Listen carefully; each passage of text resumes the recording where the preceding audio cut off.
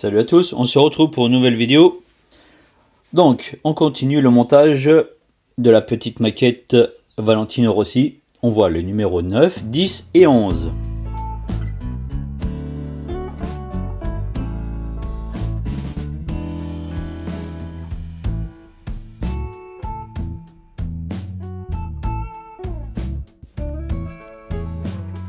Bon alors, je savais bien que j'avais été plus vite que la musique la dernière fois.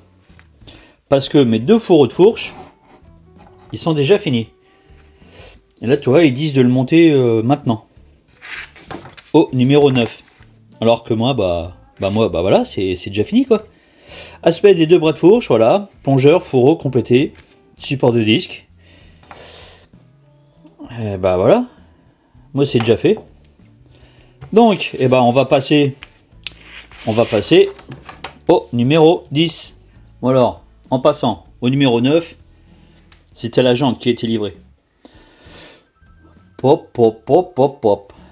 J'ai pas pris ma balance avec moi, mais c'est massif. Donc voilà, avec le numéro 10, on a le T de fourche inférieure. Des vis, une clé en croix. Ça c'est quoi? Écrou d'axe de roue. Eh, regarde. On dirait le gicleur principal du carbu PSBG. Je dis ça, je dis rien, hein, ça y ressemble. Bon, alors qu'est-ce qu'ils nous disent dans ce numéro 10? Et voilà. Tuto. Montage d'un slick sur une jante de MotoGP. Bon, alors autant te dire que... Voilà. On va pas abîmer la jante. Voilà.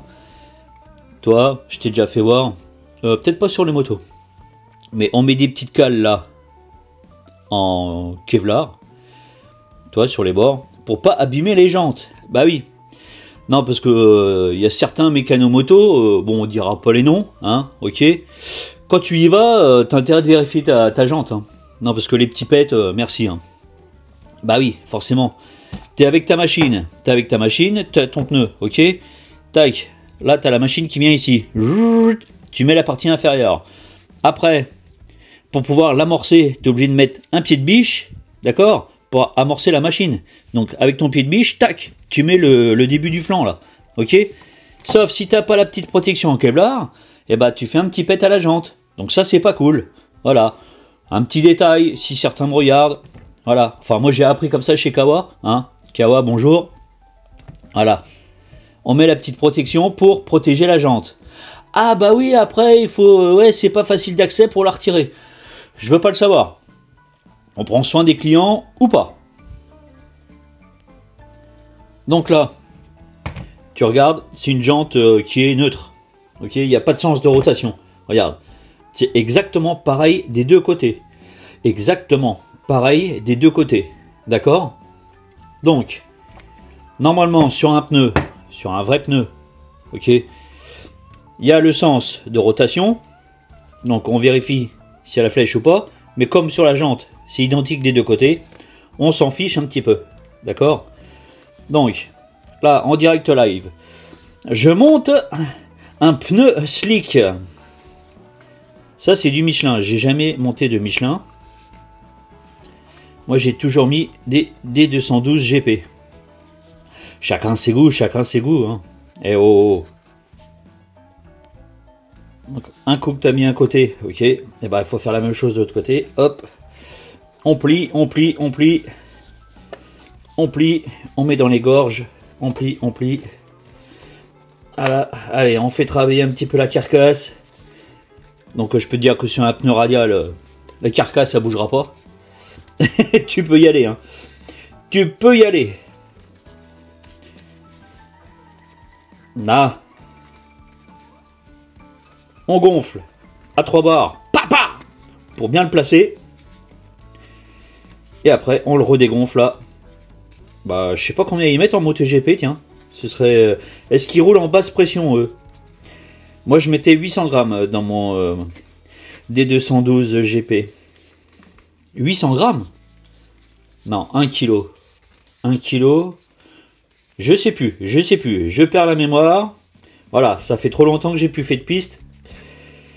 1,5 kg, 1,2 1,6.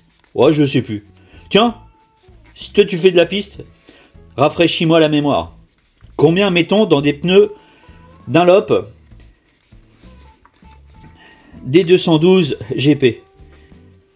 Voilà, regarde-moi ça. Pop, pop, pop, pop, pop. On papote, mais j'ai monté que la jante là. Bon, allez, suivant. Alors, montage des disques. Yes. Donc là, le sens de rotation n'était pas sur le pneu, mais sur la jante. Ok.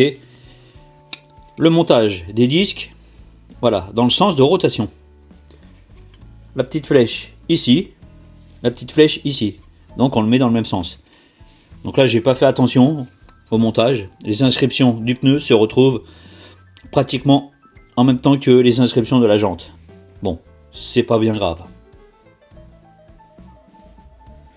Regarde-moi ça, cette beauté. Donc là, ouais, ok. Je pouvais pas faire grand chose parce que regarde, les inscriptions Michelin là, ils sont décalés par rapport aux inscriptions de la jante. Sauf que quand tu le retournes, et ben là ça tombe en face. Donc je pouvais pas faire grand chose. Donc là, attention. Là, on respecte le sens de rotation. D'accord? On met le T de fourche. Ok? Attention. Attention. Étrier à l'arrière. Donc, étrier à l'arrière. Donc, ça va comme ça.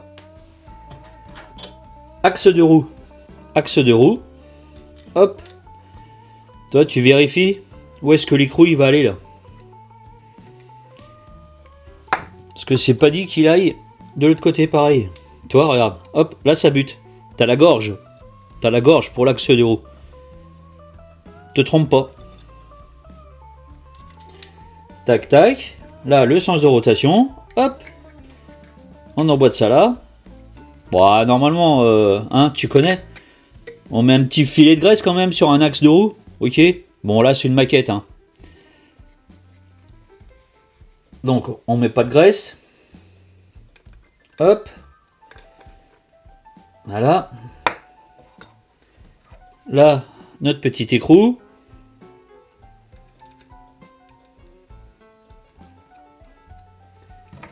La petite clé en croix.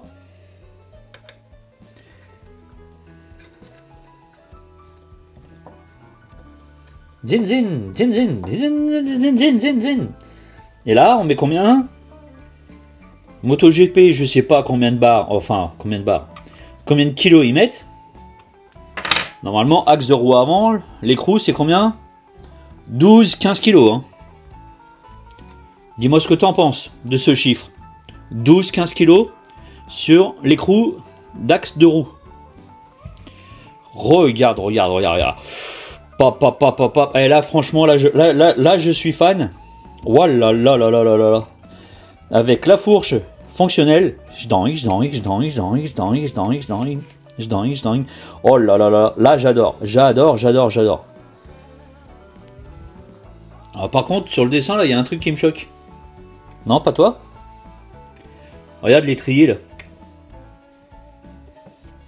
On est d'accord que sur une maquette ou dans la réalité, l'inscription Brembo, il est vers l'extérieur. Hein. On s'en fout qu'il soit à l'intérieur. Il faut que ce soit visible. Il faut qu'on voie voilà, la marque Brembo. Et là, regarde sur la photo. Là. Non, non, non. Moi, je le mets pas comme sur la photo. Brembo, il faut que ce soit visible. Alors, surtout, gardez bien les petites vis. Avec les petits sachets là, parce que contrairement aux autres maquettes, voilà, là c'est bien des vis spécifiques, hein, d'accord. Là il faut pas se tromper, c'est pas du tout les mêmes vis. Hein.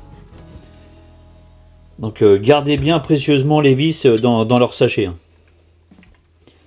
Parce que c'est pas comme toi, par exemple le Robocop, t'as 20 vis, ou le Alien, t'as 20 vis qui sont identiques.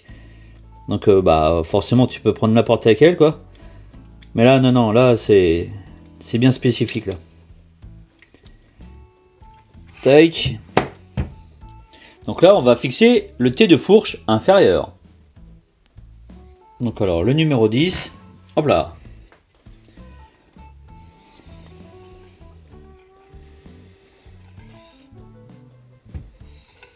Le petit bruit, style de frottement. Comme sur les vraies machines, enfin sur la mienne, sur ma ZX10, elle faisait. Quand tu as des plaquettes racing avec les disques semi-flottants, voilà, tu avais ce petit frottement normal.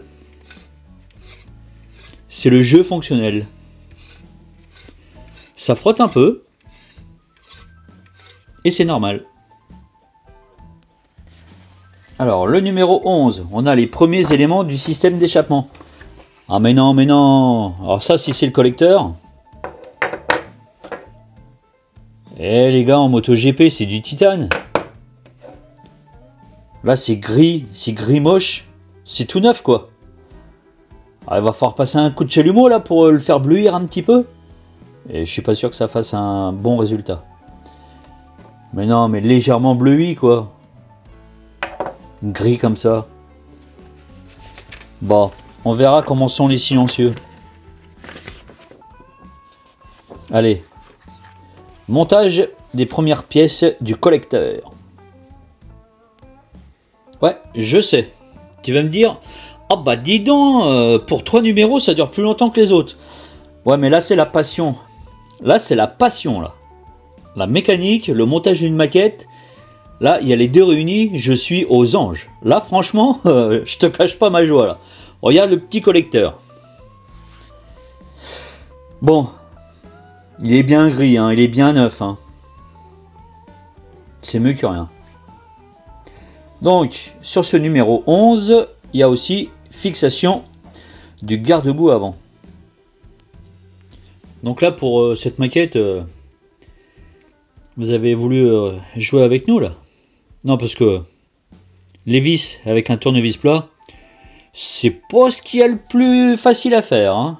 Heureusement que c'est aimanté. Hein. Donc là, le garde-boue. À chaque fois, je te fais la référence comme pour de vrai. Hein. Mais je mets les 4 vis.